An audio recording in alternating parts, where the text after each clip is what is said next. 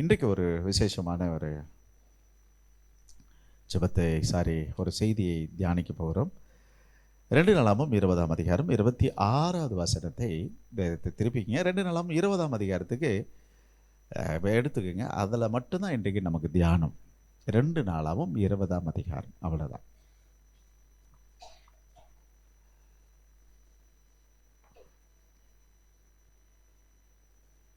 யோசேபாத், பல விஷயத்தை யோசேபாத்தை பற்றி விவரமாய் நிறைய பிரதர் டேவிட் மேகசினில் எழுதியிருக்காங்க,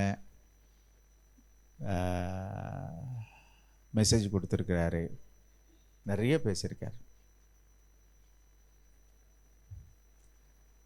லாஸ்ட் டியூஸ்டே யோசேபாத்தை பற்றி ஒரு 3 அதிகாரத்தை நாங்கள் தியானித்தோம். 17, 18, 19, 20, 4 அதிகாரம்.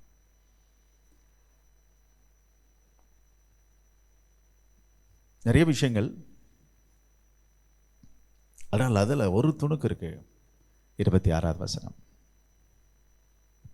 4ஆம் நாளிலே பெராக்காவிலே கூடினார்கள். எங்க கூடினாங்க?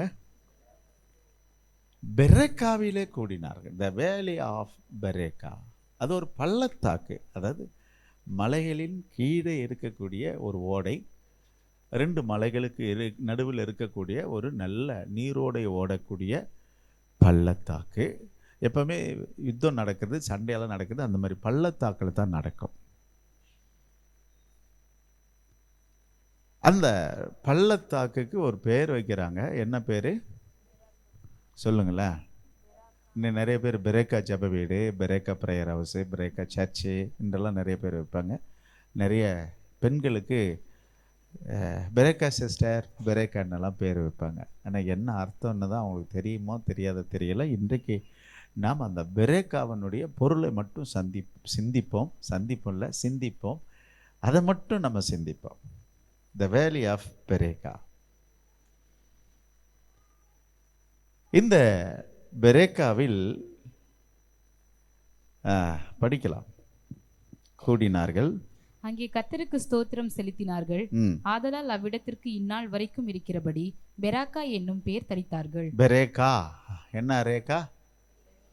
ஆமா, பெரேக்கா.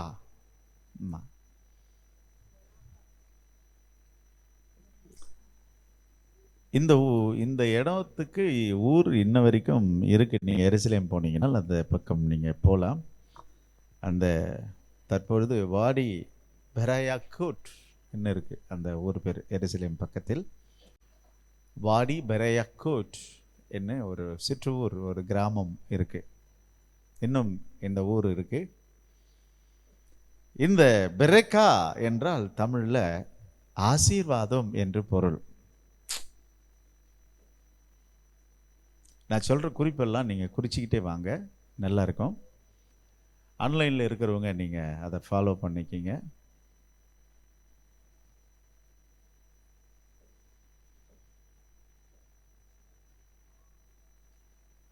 பெரேக்கா என்றால் தமிழில் பிளஸிங், ஆசீர்வாதம். பெரேக்கா என்ற வார்த்தை எபிரேய மொழி.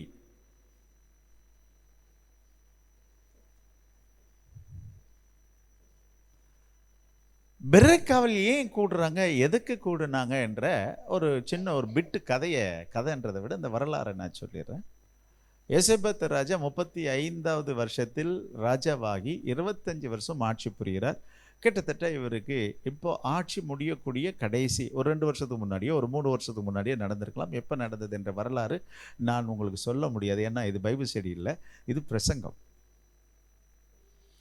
ஆகவே அவருடைய கடைசி நிகழ்ச்சி இதுதான். இதுக்கப்புறம் அவர் இறந்துறதாக 26ஆம் அதிகாரத்தை நீங்கள் பின்னாடி பார்த்தீங்கன்னா தெரியும். அவர் மரிச்சிருவார்.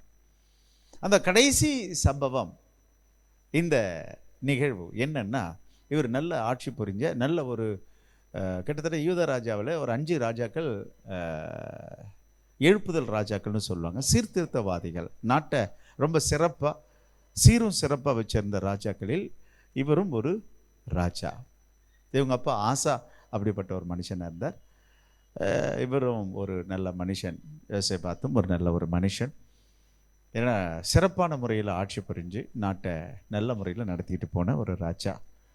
அந்த சமயத்தில் சின்ன சின்ன விஷயங்கள் ஒரு ஒரு சலசலப்பு இவருடைய வாழ்க்கையில். என்னென்னா பொண்ணு கொடுக்குற விஷயத்தில் கொஞ்சம் ஸ்லிப் ஆகிடுச்சு கால்.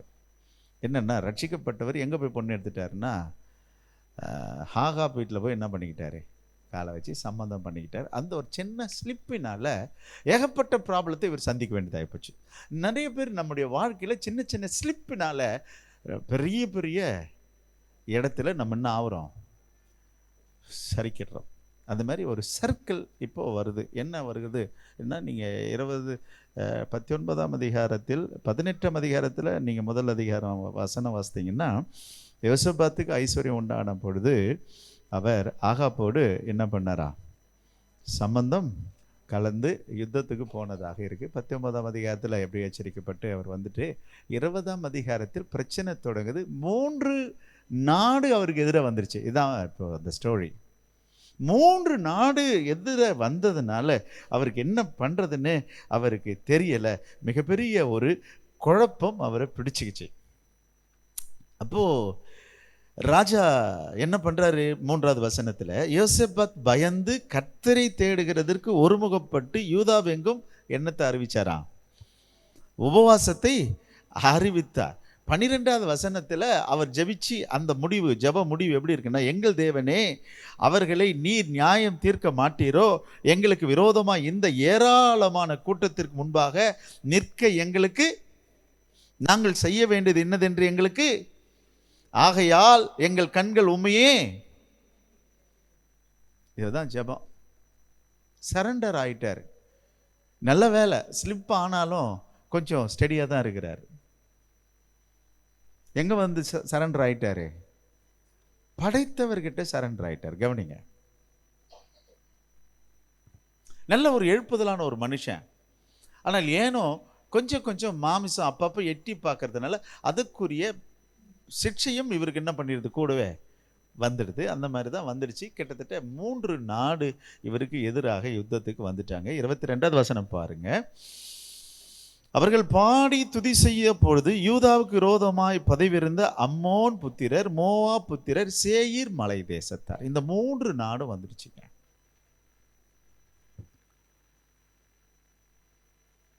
அந்த முதல் வசனத்தில் அதுதான் நீங்க பார்ப்பீங்க. அம்மோனியருக்கும் அப்புறத்தில் உள்ள மனுஷரோடு கூட யோசபாத்திற்கு விரோதமாக யுத்தம் பண்ண வந்தார்கள். மோவா புத்திரரும் அம்மோன் புத்திரரும், அந்த அப்புறத்தில் உள்ள என்றவங்க அந்த சேயீர் மலை தேசத்தார், இந்த மலைவாழ் மக்கள், ட்ரைபல்ஸ், அவங்க கூட என்ன பண்ணிக்கிட்டாங்க, அதாவது சொல்லுவாங்கல்ல, என்னது இலக்காரமானால் ஒரு பழமொழி சொல்லுவாங்க, அந்த மாதிரி நம்ம வாழ்க்கையில் இலக்காரமானா கண்டவங்கெல்லாம் என்ன பண்ணுவாங்க, சிரிப்பாங்க. அந்த மாதிரி ஆகிப்போச்சு யோசபாத்தினுடைய நிலைமை. என்ன பண்ணுறதுன்னு தெரியல. திரளான கூட்டம், ஏராளமான கூட்டம். அப்படி இவர் ஜெபிக்கிறாரு. அப்போது ஒரு தீர்க்கதரிசி வந்து, பயப்படாதீங்க, அவர் என்ன சொல்கிறாரு பாருங்களேன். 15வது வசனம், சகல யூதா கோத்திரத்தாரே, எருசலேமின் குடிகளே, ராஜாவாகிய யோசபாத்தை கேளுங்கள். நீங்கள் இந்த ஏராளமான கூட்டத்திற்கு நீங்கள் கலங்காமலும் பயப்படாமலும், எதுக்கு, ஏராளமான கூட்டம் இல்லை, பிரச்சனை, ஏராளமான பிரச்சனைக்கு 1 2 இல்லை, ஒவ்வொருத்தரும் ஒரு மாதிரி இருக்கிறான். ஏராளமான பிரச்சனைக்கு பயப்படாமலும் கலங்காமலும் இருங்கள் என்று கர்த்தர் சொல்லுகிறார். இந்த யுத்தம் உங்களுடையதல்ல, நாளைக்கு நீங்கள் அவர்களுக்கு விரோதமாக போங்கள். இதோ அவர்கள் சீஸ் என்னும், அது ஒரு இதுவர்களேன், வறண்ட நீரோட, இந்த சீஸ் என்ற அந்த ஏரியா ஒரு வறண்ட நீரோடை பகுதி, அந்த மேற்று வழியாக வருகிறார்கள். நீங்கள் அவர்கள் எரிவேல் வனாந்திரத்துக்கு எதிரான பள்ளத்தாக்கில் கடையாந்தரத்தில் கண்டு சந்திப்பீர்கள். இந்த யுத்தம் பண்ணுகிறவர்கள் நீங்கள் அல்ல, யூதா மனுஷரே, எருசலேம் ஜனங்களே, நீங்கள் தரித்து நின்று உங்களுக்கு செய்யும் ரட்சிப்பை பாருங்கள், பயப்படாமலும் கலங்காமலும் இருங்கள், நாளை அவர்களுக்கு எதிராக புறப்படுங்கள் என்று கர்த்தர். நாளைக்கு போங்க, இன்றைக்கெல்லாம் போகாதீங்க. ஓகே, சொல்லியாச்சு, அப்பாயின்மெண்ட் கொடுத்தாச்சு, டேட் அனௌன்ஸ் பண்ணியாச்சு. ஓகே, இப்போ பிரச்சனை இப்படி இருக்குது. அப்போது இவர் என்ன பண்ணுறாரு, இந்த பிரச்சனைலாம் இந்த இந்த சம்பவம் எல்லாம் உங்களுக்கு தெரியும். இராணுவத்தை பின்னாடி தள்ளி துதிக்கிற கூட்டத்தை முன்னாடி வச்சு இவங்க துதி செலுத்துகிறாங்க. அப்பொழுது நடந்த சம்பவம் என்னன்னு உங்களுக்கு தெரியும். என்ன நடந்தது? 22, அவர்கள் பாடி துதி செய்யும் பொழுது ஒருவருக்கு விரோதமாய் ஒருவரை கர்த்தர், அதுதான் ரொம்ப முக்கியம். இப்போ யுத்தம் யார் பண்ணிட்டு இருக்குது? கர்த்தர் யுத்தம் பண்றார். ஐயா, இந்த கதையெல்லாம் சொல்றதுக்கு நான் வரல, இதுல ஏதோ ஒன்று இருக்கு. அதுக்காக தான் உங்களுக்கு தைரியமாக உள்ள கூட்டு போய் காட்டுறேன். சப்ஜெக்ட்லேயும் உங்களுக்கு நேரடியாக கூட்டு போய் காட்டுறேன். இல்லை சஸ்பென்ஸாக பேசுவேன், நேரடியாக கூட்டு போய் காட்டுறேன்னா இதில் ஒன்றுமே கிடையாது. இந்த கதையில் இந்த கதைக்கும் நமக்கும் சம்மந்தமே கிடையாது. ஆனால் இதில் ஒரு விஷயம் இருக்குது. அதுக்காக தான் உங்களை கூட்டிகிட்டு போகிறேன். என்ன இருக்குது? ஒருவருக்கு விரோதமாய் கை ஓங்க செய்தார். இப்போ 23, அம்மோன் புத்திரர் மோவாபியரும் சேயீர் மலைதாசத்தாரும் சங்கரிக்கவும் அழிக்கும் அவர்களுக்கு விரோதமாய் எழும்பினார்கள். இப்போ என்ன ஆயிப்போச்சு? ஒருவருக்கு ஒருவர் என்ன ஆயிட்டாங்க? அவர்களுக்குள்ள விரோதமாய் ஆனதனாலே கை கலந்தார்கள். 24வது வசனம், யூதா மனுஷர் வனாந்திரத்தில் உள்ள சாமா கூட்டண்டையில் வந்து அந்த ஏராளமான கூட்டம் இருக்கும் திக்கு, நம்ம கிராமத்தில் பேசுவாங்க பாருங்க, எந்த திக்கு போற? திசை, எந்த திசை போற? திக்கை நோக்குகிற போது இதோ அவர்கள் தரையில் விழுந்து கிடக்கிற எல்லாம் பிரேதங்களை கண்டார்கள், ஒருவரும் என்ன பண்ணல, தப்பவில்லை. இப்படி 29வது வசனம், கர்த்தர் இஸ்ரவேலின் சத்துருக்களோடு யுத்தம் பண்ணினார். இப்போ உள்ள வந்து பார்க்குறாங்க, இங்க பாருங்க, அந்த 3 நாட்டு தேசத்தின் உள்ள இராணுவங்களை வந்து பார்க்குறாங்க. எல்லாம் செத்து போய் கிடக்குறான்.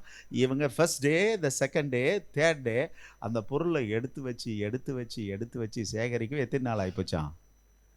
3 நாள் ஆகிப்போச்சாங்க. அப்பா, அப்போ கூட எடுத்து வைக்க முடியல. அப்போ எவ்வளோ பொருள் கொண்டு வந்திருப்பாங்க? எத்தனை டன் கணக்கான கோதுமை, எத்தனை டன் கணக்கான விஷயங்கள், சாப்பாடு விஷயங்களை கொண்டு வந்திருப்பாங்க. யோசித்து பாருங்களா, ஒரு மிலிட்ரி 3 நாளாச்சாங்க.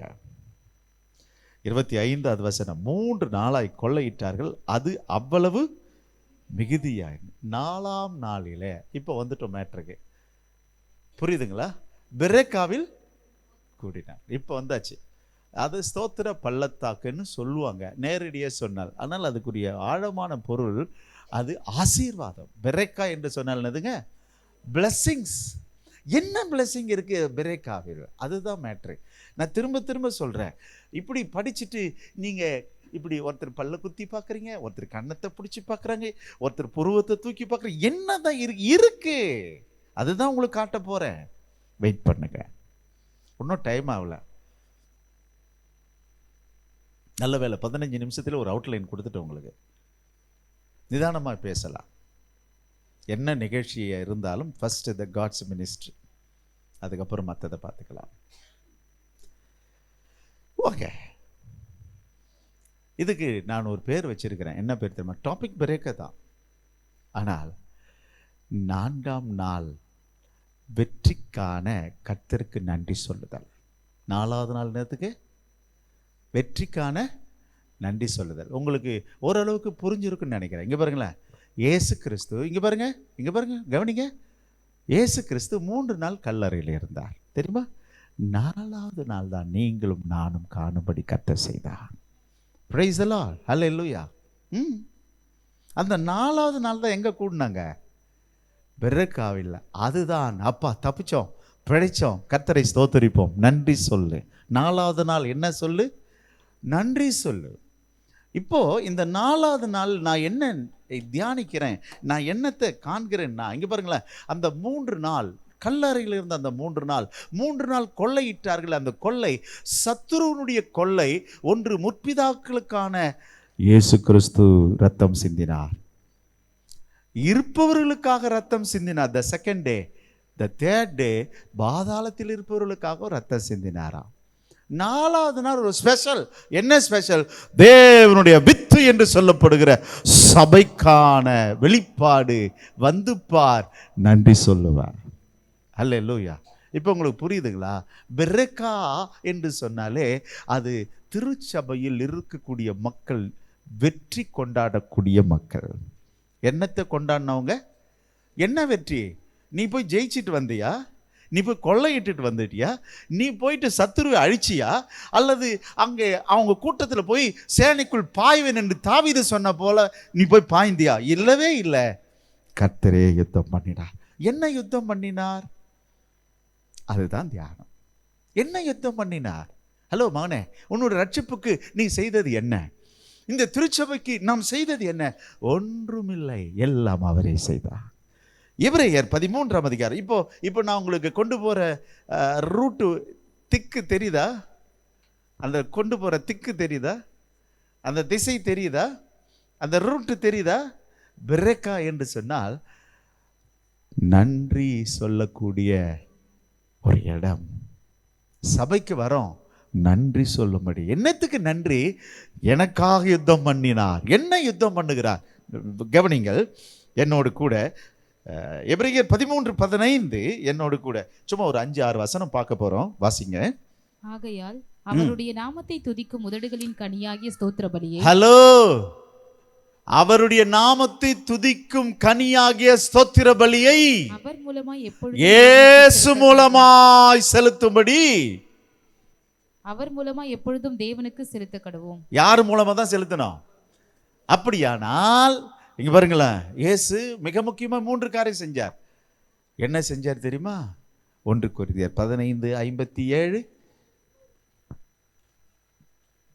இங்க பாருங்களேன், இயேசு என்று சொன்னாலே என்னதான்? ஸ்தோத்திரம், வெற்றி, ஜெயம், சக்சஸ். ஹலோ, இயேசுன்னு சொன்னாலே என்னதாங்க?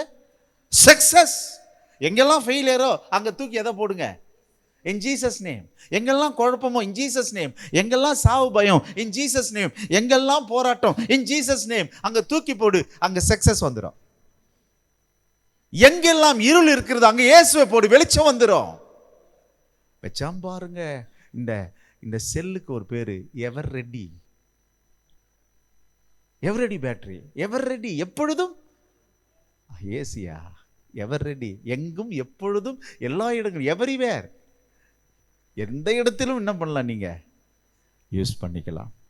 ஜாதி, மதம், ஊர், தேசம் பார்க்காமல் இந்த இயேசுவை என்ன பண்ணலாம், நீங்க யூஸ் பண்ணுங்க. டார்ச் எரியும். திறக்காத வாசல் திறக்கும், மூடப்படாத இடம் திறக்கும், மூடப்படாதது உடைக்கப்படும், திறக்கப்படாதது திறக்கப்படும். என்னென்ன போராட்டம் இருக்குது அத்தனை மாறிடும். அல்லேலூயா. அமைதியா விட்டுடுங்க, அது அவரே செய்வார். இப்போ கூட பார்த்தீங்கன்னா ஒரு 4:30 மணி ஒரு அம்மா உடம்பு முடியலன்னு ஃபோன் அடித்தாங்க. அவ்வளோதான். நான் இருக்கிறேன்னு உனக்கு தெரிலன்னுச்சு. ஃபோனை வச்சுட்டேன். எனக்கு ஐயோயோ எனக்கு டைமே கிடையாது. அது பாட்டு போயிடுச்சு. நான் அந்த டைமில் தான் பேங்க் போனோம், அந்த டைம் தான் ப்ரெஸ் போனோம், அந்த டைமில் மெசேஜை நான் ரீகரெக்ட் பண்ணணும், அந்த டைமில் ரெடி ஆகணும். ஃபோனை வச்சுட்டு நான் பாட்டுக்கு பேங்க்கு போயிட்டு ப்ரெஸ் போயிட்டு அடுத்தது எல்லா வேலையும் பண்ணிட்டேன். பேய் போயிடுச்சு. பழகிப்பார், இயேசுகிட்ட கொடுத்துப்பார் வேலையை. அது பாட்டுக்கு என்ன ஆச்சரியமா இருக்கு உங்களுக்கு? நான் கண்டதை உங்களுக்கு சொல்லுகிறேன். அதை கூட நாம் இருக்க வேண்டிய அவசியமே நமக்கு ஏகப்பட்ட வேலை கிடையாது. அதை கூட என்ன இருந்துக்கிட்டு போல அவ்வளோதான். ஒன்றும் பண்ணாது. ஏன்னா இயேசு என்ற அந்த 3 எழுத்து பெயருக்கு முன்னாடி எந்த சக்தியும் வால் ஆட்டவே. வால் ஆட்டுதுன்னா ஒருவேளை உன்னுடைய சர்க்கிள் சரியில்லாமல் இருக்கலாம், நீ எங்கேயும் ஸ்லிப் ஆகிருப்ப, அவ்வளோதான். அது வால் ஆட்டுதுன்னா அதை மட்டும் யோசித்துக்க. கர்த்தர் நல்லவர். ஓகே, இப்போ உங்களுக்கு பிரேக்கா ஓரளவுக்கு கொஞ்சம் ஒரு பட்டன் கழட்டி விட்டுருக்குன்னு நினைக்கிறேன். 5-6 பட்டனில் ஃபஸ்ட் பட்டன் கழட்டி இருக்கிறோம். அப்புறம் உள்ளே போய் பார்ப்போம் என்ன நடந்திருக்கு பாருங்க. 3 காரியங்களை இயேசு செய்தார்னு சொன்னேன். ஒன்று, அதுதான் 57. வாசிங்க. நம்முடைய கர்த்தராகிய இயேசு கிறிஸ்துவினாலே நமக்கு ஜெயம் கொடுக்கிற தேவனுக்கு ஸ்தோத்திரம். ஜெயம் எதில் ஜெயம் கொடுத்தார் தெரியுமா? 51 படிச்சு பாருங்க. இதோ ஒரு ரகசியத்தை உங்களுக்கு அறிவிக்கிறேன். நாம் எல்லாரும் நித்திரை அடைவதில்லை, ஆகிலும் கடைசி எக்காலம் தொனிக்கும் போது ஒரு நிமிஷத்திலே, ஒரு இமை பொழுதிலே நாம் எல்லாரும் மறுரூபமாக்கப்படும். ஏன் தெரியுமா? சாவுக்கு மணி அடித்தவர் இயேசு. ஹல்லேலூயா. மரணத்திற்கு மணி அடித்தவர் யாரு? இயேசு. பாதாளத்தினுடைய பாழ்கடிப்புகளுக்கு மணி அடித்தவர் இயேசு. கார் இருளுக்கு மணி அடித்தவர் இயேசு. வாசித்து பாருங்க, அப்படியே மெதுவா ஒரு வசனமா வாசித்து பாருங்களேன். அப்போ இங்க பாருங்க, பிசாசை தலை நசுக்கினார், மரணத்தை ஜெயித்தார், பாதாளத்தை வென்றார். இப்ப எத்தனை காரியம் செஞ்சாரு? நான் 3 காரியம் இப்படி காட்டுறேன் பாருங்க. சொல்லுங்க.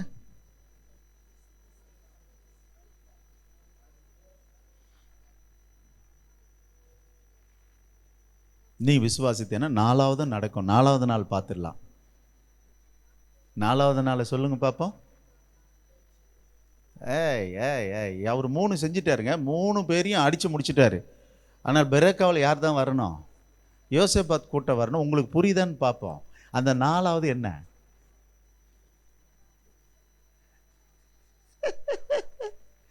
அவர் பாதாளம் ஜெயித்தார், மரணத்தை ஜெயித்தார், அடுத்தது பிசாசு ஜெயிச்சார். 3 ஜாதியை என்ன பண்ணிட்டாரு? ஜெயிச்சிட்டாரு. ஸ்தோத்திரம். உங்களுக்கு புரியுதுன்னு நினைக்கிறேன். அப்படி பக்கத்தில் தட்டி கேளு, தம்பிக்கு புரிஞ்சா? தம்பி உங்களுக்கு புரிஞ்சுதுன்னு மரியாதையாக கேட்டிருப்பா. தம்பி உங்களுக்கு புரிஞ்சுதுங்களா? ஓ, உங்களை கேட்குறேன். அக்கா உங்களுக்கு புரிஞ்சுதுங்களா? தங்கச்சிம்மா உனக்கு புரிஞ்சுதாம்மா? அந்த 3 யாரு? பிசாசு, மரணம். இது ஒன்றுனா நீ பார்த்துருப்பியா?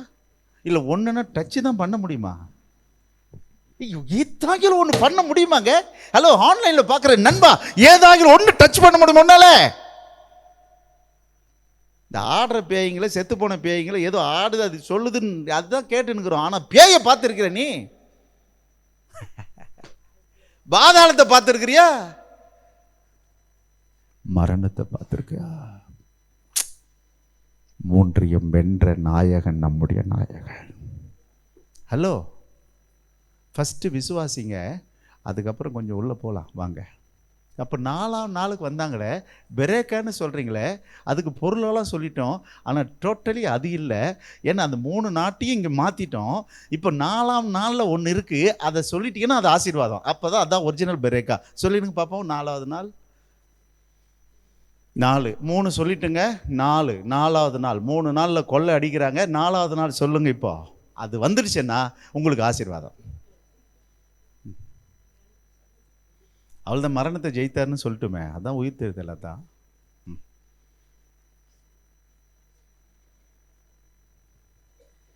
அவன் யோசிங்க, பெரேக்காவில் என்ன இருக்கும்? நான் சொல்றேன். சாத்தானை ஜெயித்தா, மரணத்தை ஜெயித்தா, பாதாளத்தை ஜெயித்தார், என் பாவத்தை ஜெயித்தார். யார்கிட்ட சொல்லாத, அதான் பெரேக்கா. பக்கத்தில் பார்த்து சொல்லு, எதை ஜெயித்தாரு? என் பாவத்தை ஜெயிக்க எனக்கு கிருபை தந்தார். இது தெரிஞ்சனா நீங்க அல்லேலூயா தானா சொல்லு. நான் சொல்ல வேண்டியதே இல்லையா? நான் ஸ்தோத்திரம் சொல்ல வேண்டியதே இல்லை, நான் துதி சொல்ல வேண்டியதே இல்லை. இப்போ உங்களுக்கு 3 நாளும் சொல்லிட்டேன், 3 யுத்தத்தையும் சொல்லிட்டேன், 3 நாட்டையும் சொல்லிட்டேன், 4வது நாளையும் சொல்லிட்டேன். இப்போ ஆசீர்வாதமும் சொல்றேன். அந்த ஆசீர்வாதமான பாத்திரம் தான் நீங்களும் நானும். அல்லேலூயா. ஸ்தோத்திரம். நண்பா, தயவு செய்து நான் சொல்கிறேன், இது 3த்தையும் உங்களால் டச் பண்ணவே முடியாது. பாதாளத்தை டச் பண்ண முடியாது, மரணத்தை ஜெயிக்க முடியாது. 3ஐயும் இயேசு செய்தார். நான் உங்களுக்காக யுத்தம் பண்ணுவேன் என்றார். யுத்தம் பண்ணினார், அவர் ஜெயித்தார். அவர் நடராஜராக மாறி போனார். ஹல்லேலூயா. உங்களுக்கு தெரியாதுங்க, சீர்காழி சிதம்பரத்தில் நடராஜர் கோவில் இருக்குது. அதனுடைய ரகசியம் தெரியாது. சிதம்பர ரகசியம் உங்களுக்கு தெரியாது. மரணத்தை வென்று, பாதாளத்தை வென்று, சாத்தானை வென்று, இங்க பாருங்க, அந்த சுடுகாட்டில் சிவன் நடனம் ஆடுகிறார். நான் ஜெயிச்சிட்டேன், நான் உயிர் தெழுந்துட்டேன். அந்த நடனம் தான் சிதம்பரராஜன் என்ன பண்றாருன்னா 8 கால் 10 காலா தெரிஞ்சது நமக்கு. ஜெயித்தவர் ஆடுகிறார், துதிக்கிறார், பாடுகிறார். அதுக்கு பேர் தான் என்னதுங்க? நடராஜர். அன்புள்ளவர், மரணத்தையும் பாதாளத்தையும் பிசாசையும் ஜெயிச்சு என்ன தெரிஞ்சுக்கிட்டார், என்னையும் கூட சேர்த்துட்டு ஆடுறான்றார். ஹல்லேலூயா. இதுதான் நடராஜர். அவளுக்கு தெரியாது, வரலாறும் தெரியாது, கதையும் தெரியாது. ஏதோ குருட்டு தனமான ஒரு நம்பிக்கை. மக்களே, ஆகவே இந்த நல்ல வேலையை நான் உங்களுக்கு சொல்றேன். எத்தனை பேர் பெரேக்காவில் கூடுவா? கொள்ளை அடிக்கணும். அவனை பார்த்து பேசு. இன்னும் எந்தெல்லாம் நீ எப்படி எடுத்துப்ப பேசு.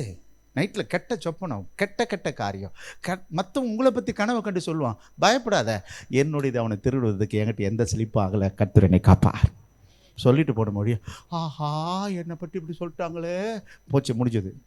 அதை மைண்ட்லேயே வைக்காதீங்க. ஏன்னா அந்த 3 தேசத்தாரை கொன்று போட்டவர், என் பாவத்தை ஜெயித்தவர், என்னை ஆசீர்வாதமாய் காப்பார். சொல்லுங்க. இப்போ இது அற்ப சொற்பமான விஷயமா? இந்த 4த்தையும் உங்களால் ஜெயிக்க முடியாதுங்க. திரளான பிரச்சனையை உண்டு பண்ணது இதுதான். திரளான குழப்பத்தை உண்டு பண்ணது இதுதான். 4ஆம் நாள் வந்துட்டீங்க. அல்லேலூயா. நன்றி சொல்லுங்க, நன்றி சொல்லுங்க. மரணத்தை ஜெயித்தார், பாதாளத்தை ஜெயித்தார், பிசாசை ஜெயித்தார். ஐயோ, நாங்கள் என்ன செய்யறதுன்னு எங்களுக்கு தெரியல, எங்கள் கண்கள் உண்மையே. எபிரேயர் 2:14-15.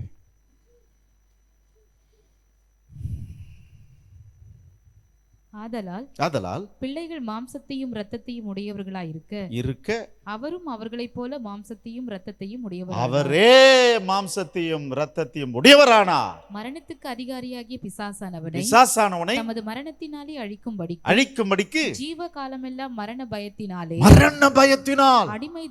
அடிமைதனத்திற்குள்ளானவர்களை விடுவிக்கும்படி அப்படியானார். ஹல்லேலூயா.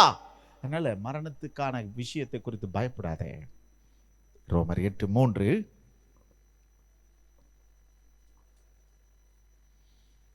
மாம்சத்தினாலே பலவீனமாயிருந்த நியாயப்பிரமாணம் செய்யக்கூடாததை தேவனே செய்யும்படிக்கு அவரே செய்யும்படி தம்முடைய குமாரனை பாவ மாம்சத்தின் சாயலாகவும்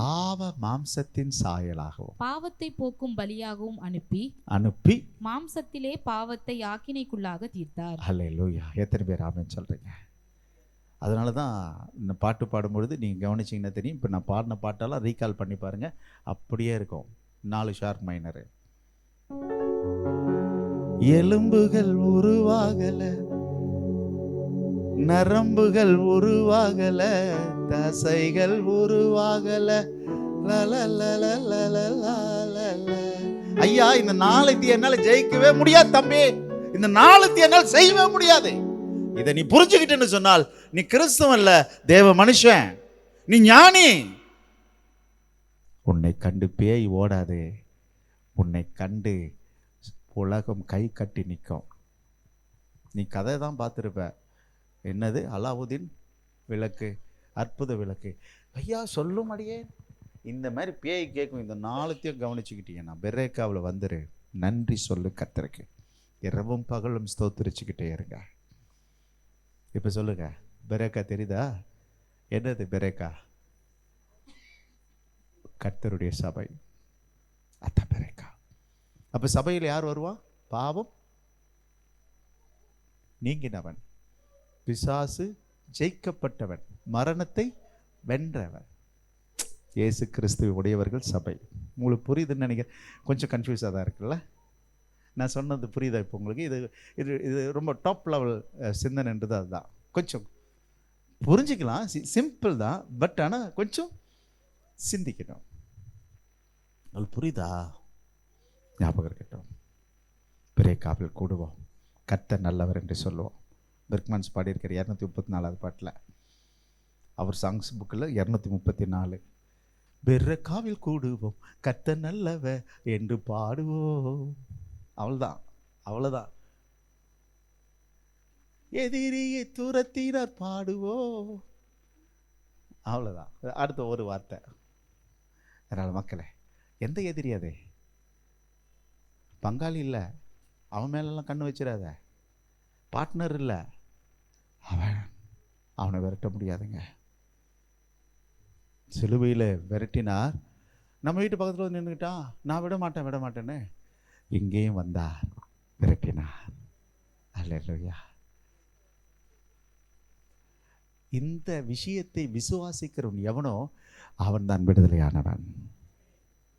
அவன் கொள்ளையிடலாம். யார?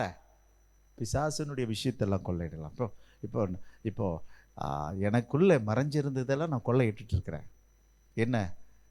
என்னென்ன மறைஞ்சு கிடந்ததோ அத்தனையும் கொள்ளையிட்டு இருக்கிறேன். இல்லைன்னா அவன் உங்களை கொள்ளையிட்டுருவான். என்ன, இறைவனுடைய அத்தனை ஆசீர்வாதத்தை என்ன பண்ணிடுறான், பிரிச்சிடுறான். நீங்கள் சாதாரணமான மக்கள் அல்ல, நீங்கள் விசேஷமான மக்கள். சரி, ஓகே, நேரம் இல்லை எனக்கு. இப்போ நான் வரேன். இப்போ பெரேக்காவை உங்களுக்கு விளக்கம் கொடுத்தாச்சு. அப்போது அந்த யுத்தம் பண்ணினது கர்த்தர்னு பார்த்தோமே, இங்கே யார் அது, இயேசு. பழைய ஏற்பாட்டில் கர்த்தர் கர்த்தர் என்று படிக்கிறதெல்லாம் யார் தான், அது இயேசு தான். குழப்பிக்கவே வேணாம். திருத்துவத்தில் இவர் ஒரு ஆள் என்பதை மறந்துடாதீங்க. யாரு, இயேசு, அவ்வளோதான். அவர் எனக்காக பாவமானார், அவர் எனக்காக மாம்சமானார், அவர் எனக்காக மரணத்தை ஏற்றுக்கொண்டார். நான் செய்யக்கூடாதது எத்தனையும் எனக்காக செய்து முடித்தார். சரி, அப்படியானால் இந்த யோசேபாத்துக்கிட்ட இப்போ நேராக 20ஆம் அதிகாரத்துக்கு போயிடுங்க. 20வது வசனம். அவர்கள் அதிகாலமே எழுந்திருந்து. இப்போ இந்த பெரேக்காவுக்கு நீங்க வரணும்னு சொன்னால், இங்க பாருங்களேன், பெரேக்காவுக்கு வரணும்னா இந்த 3 காரியத்தை மட்டும் நீங்க ஃபாலோ பண்ணிக்கிங்க. சரிங்களா? ஹலோ, இந்த டேப்லெட்டு தரேன், இந்த இருமல் போனோன்னா இந்த டேப்லெட்டை போடுங்க, போயிடுன்னு சொல்ற மாதிரி தான் இது. நீங்க பெரேக்காவில் வந்து கர்த்தரை ஸ்தோத்திரம் பண்ணணும்னா இந்த 3 விஷயங்கள் நான் சொல்றேன், 3 வேலைக்கு போட்டுக்குங்க. என்ன சத்தமே காணுமே. ஹலோ ஹலோ, கிறிஸ்தவம் என்பது, இங்க பாருங்களேன், தானியேல் எத்தனை வேலை தொழுதாரு? 3 வேலை தொழுதார். அது கிறிஸ்தவமே இல்லை, அது யூத மதம். எப்பொழுதும் தொழுது கொள்வதே கிறிஸ்தவம். உங்களுக்கு புரியுதா? நான் 3 வேலை தொழுது கொள்வதல்ல கிறிஸ்தவம். எப்பொழுதும் வாய் நிறைய என்ன சொல்லிக்கிட்டு இருக்கணும், ஸ்தோத்திரம் சொல்லிக்கிட்டே இருக்கணும். ஹல்லேலூயா. 12 மணிக்கு 10 மணிக்கு நோ நோ நோ நோ, எப்பொழுதும் கர்த்தரை ஸ்தோத்திரித்து கொண்டே இருக்கணும். என்னோட கூட 20வது வசனம். அவர்கள் அதிகாலமே எழுந்திருந்து தெக்கோவாவின் வனாந்திரத்திற்கு போக புறப்பட்டார்கள். புறப்படும் பொழுது யோசபாத் நின்று, யூதாவே எருசலேமின் குடிகளே கேளுங்கள், உங்கள் தேவனாகிய கர்த்தரை நம்புங்கள், அப்பொழுது நிலைப்படுவீர்கள். நம்புங்கள். எதை நம்புங்கள்? கர்த்தரை நம்புங்கள். அடுத்து இன்னொரு வார்த்தை சொல்வாரு, அப்பொழுது நிலைப்படுவீர்கள். அவருடைய தீர்க்கதரிசிகளை நம்புங்கள், அப்பொழுது வெற்றி பெறுவீர்கள் என்றான். ஆமா, சித்தி பெறுவீர்கள்னு இருக்குதாங்க, வெற்றி பெறுவீர்கள். சரிங்களா? ஹலோ, கர்த்தரை நம்புங்கள், தீர்க்கதரிசிகளை நம்புங்கள். கர்த்தரை நம்பினால் என்ன கிடைக்குது? நிலைப்படுவீர்கள். தீர்க்கதரிசியை நம்பினால் ஜெயம் பெறுவீர்கள். ஹலோ, கவனிங்களா, அதுல ஒரே ஒரு விஷயம்தான் இருக்கு. என்ன தெரியுமா? கர்த்தருடைய வேதத்தை நம்புங்கள், கர்த்தருடைய மனுஷர்கள் பேசுகிறதை நம்புங்கள். எதை நம்பு? இங்க பாருங்க, உங்க எதிர பிரசங்கிக்கிற நாங்கள் இந்த வேதத்தை போல ஞானமுள்ள புத்தகம் இந்த உலகத்தில் எதுவுமே இல்லைங்க. இதே போல அறிவுள்ள புத்தகம் எதுவுமே இல்லை. நான் நிறைய தேடினேன், இது கிடைச்ச உடனே என் தேடல் நின்று போயிடுச்சு. ஞானம், அறிவு, புத்தி, இது 3ம் இயேசு கிறிஸ்துக்குள் அடங்கியிருக்கிறது. நான் அடங்கினால் அது எனக்குள்ள வந்து அடங்கும், நான் அடங்காத வரையும் அது அடங்காது. புரிந்தால் தோத்திருப்பீங்க, இல்லைன்னா தோத்திருக்க மாட்டீங்க. நான் அடங்கணும். யாருக்குள்ள? அந்த விஷயம் புரிந்தால் அடங்கிடுவேன். ஐயோ, நான் செய்யலையே, அவரை எனக்காக செய்தார். நான் திரும்ப திரும்ப ஸ்லிப் ஆவேனானால் சத்துருக்கள் உள்ள நுழைவாங்க. ப்ளீஸ், கர்த்தருடைய ஆவியான உங்களோட பேச நம்புங்கள். ஃபர்ஸ்ட் நம்பர் 1 நம்புங்க. எதை நம்பு? தெய்வத்தை நம்பல, அவர் எழுதி கொடுத்த வார்த்தையை நம்புங்கள். அவர் சொல்லி அனுப்பக்கூடிய கர்த்தருடைய ஊழியக்காரனுடைய வார்த்தையை நம்பு. 100% நம்பு. மார்க் போடாத. 100% நம்பினீங்கன்னா உங்களுக்கு ஜெயம். இப்போ நான் சொல்றேன், பெரேக்காவில் கூட்டிட்டு இல்லை, நன்றி சொல்லு, எல்லாவற்றுக்கும் நன்றி சொல்லு. கர்த்தர் யாவையும் செய்து முடிப்பார். உனக்காக செய்து முடித்தவர். மற்ற காரியம் நல்ல சின்ன சின்ன விஷயம் அவர் அதையே செய்து முடிப்பார். Praise God. உங்களுக்கு புரியுதுன்னு நினைக்கிறேன். ஆகவே 2 விஷயங்களை நம்புங்க. எதை? யாருக்கு கிடைக்காத இந்த வேதம். இப்போ நம்ம பெருசாக பேசுகிறோம், இந்த வேதத்தை டிரான்ஸ்லேட் பண்ணி கொடுத்தது எல்லாம் மிஷினரிஸு, எல்லாம் வெளிநாடு, ஸ்காட்லாண்டு, ஜெர்மனி அவங்க வந்து தான் பண்ணி கொடுத்தாங்க. அதுவும் நான் சொல்லுவேன், அது காட்ஸ் கிஃப்ட்டு. இது அவர்களுடைய மூளை அறிவினால் செய்தது அல்ல, கர்த்தர் எனக்காக செய்தார். சீக்கன் பால்கிங் வந்து செஞ்சார், அவரை போற்றுறோம், ஓகே. அதை செய்வதற்கு கர்த்தர் அனுக்கிரகம் பாராட்டினார். நான் திரும்ப சொல்கிறேன், அவர் உன்னை கொண்டு செய்யும்படி அவர் சமூகத்தில் காத்திருமான நம்புங்கள். நம்பர் 2, பாருங்களா, ஏராளமான பிரச்சனை வருதுன்னா ஒன்று புரிஞ்சுக்கிங்க, ஒன்றும் பண்ணாதீங்க. இத்தனை 4 பெருசை ஜெயிச்சு வாழ்க்கையை உங்ககிட்ட கொடுத்துட்ட பிறகு நீங்கள் செய்ய வேண்டியது இனிமேல் ஜெபம் பண்ணுங்க. 3வது வசனம். அப்பொழுது யோசபாத் பயந்து கர்த்தரை தேடுகிறதற்கு வேற வழியே கிடையாது, என்னதான் வரணும், பயம்தான் வரணும். இப்போ அப்போ இந்த பயங்கரங்கள்லாம் தடுத்து நிறுத்த முழங்காலால் தான் முடியுமே ஒழிய வேற ஒரு இதில் முடியாது. 12வது வசனம். எங்கள் தேவனே, அவர்களை நீர் நியாயம் தீர்க்க மாட்டீரோ? எங்களுக்கு விரோதமாக வந்த இந்த ஏராளமான கூட்டத்திற்கு முன்பாக நிற்க எங்களுக்கு பலன் இல்லை. சோ பிரச்சனைகள் வரும் பொழுது நீங்க செய்ய வேண்டியது ஒண்ணே ஒண்ணு. இங்க பாருங்க, அம்மா வீட்டுக்கு, அப்பா வீட்டுக்கு, அத்தா வீட்டுக்கு, தொத்தா வீட்டுக்கு, சித்தப்பா வீட்டுக்கு எங்கேயும் போகாதீங்க.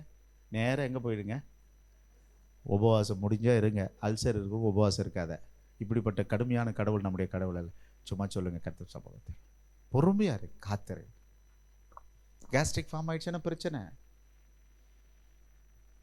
நம்பிக்கையோட வேதத்தை விசுவாசித்து, வார்த்தையை விசுவாசித்து, அவங்க சொன்னாங்க, அந்த தீர்க்கதரிசி சொல்றாங்க, இந்த கனவு சொன்னாங்க, அதெல்லாம் விட்டுடு.